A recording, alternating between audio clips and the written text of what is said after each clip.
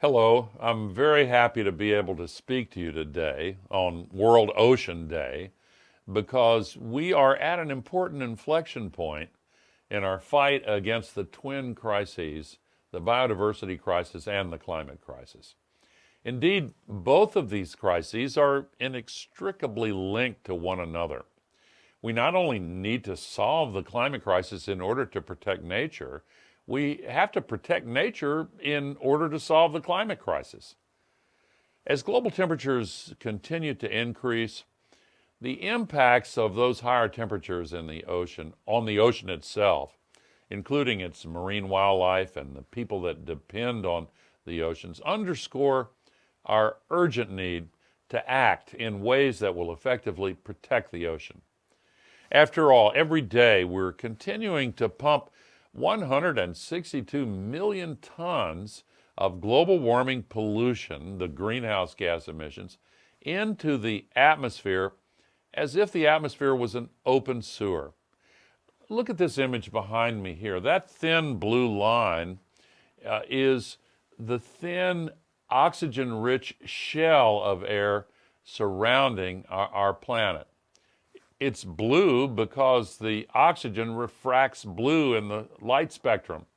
And if you went to the top of that blue line, it would take you only about 5 to 7 minutes if you could drive a car straight up in the air to the top of that line.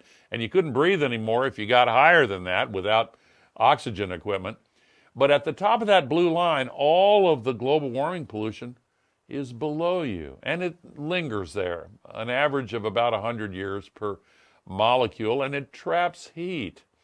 And the amount of extra heat trapped by the accumulated global warming pollution in the sky right now is equal to the heat that would be released by the explosion of 600,000 first-generation atomic bombs exploding on the Earth every single day.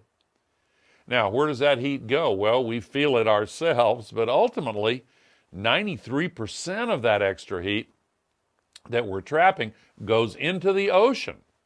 And that extra heat is disrupting the ocean patterns that we depend upon, migratory patterns.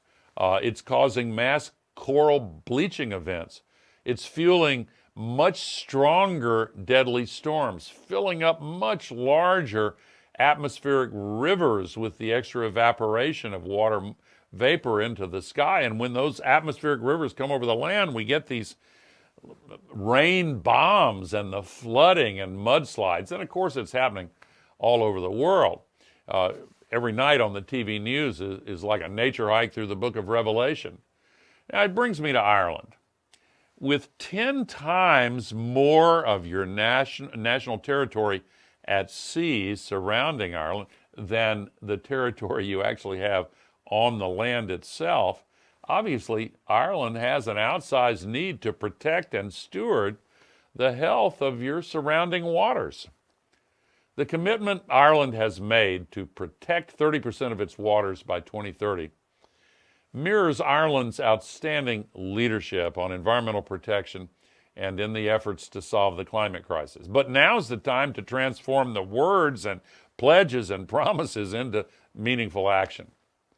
And now's the time because we're in the midst of the most decisive decade ever facing humanity. The actions we take now will determine whether or not we're going to leave our children and grandchildren with a livable future and whether we can preserve the lives of the millions of species that are at risk and that actually help support our planet's thriving.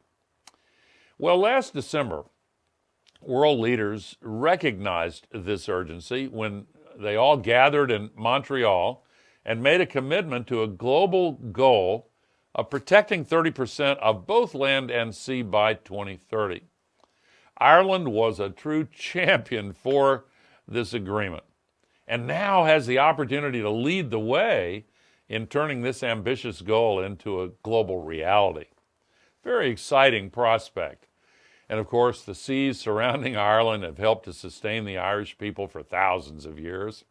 But in order for them to continue supporting the Irish people, these seas need to not only be protected, but also managed in a sustainable way.